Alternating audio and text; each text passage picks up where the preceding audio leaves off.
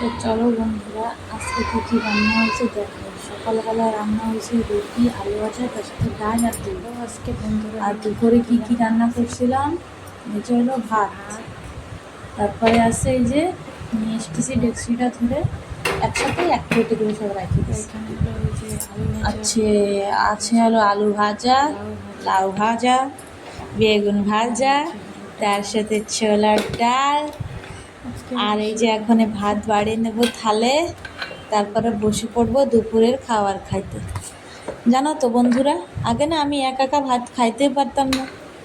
মানে ছোটোবেলার দিয়েই 4-5 বোন ছিলাম, একা ভাই ছিল। তারপরে আমার মাঝে জেঠারও 5 বোন, এক ভাই ছেলে ছিল, মানে অনেক, আমার ফ্যামিলি বড়।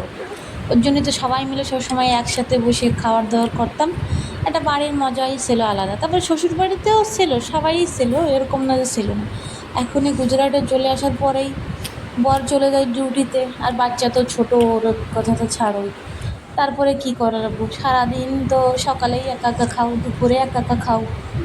আমার ননদের মেয়ে আসে, তা ও ঘুমাইছিল বলে আমি একা একাই খাচ্ছিলাম। ভুল ভবিষ্যৎ সব প্রায় একা একাই খাওয়া লাগে।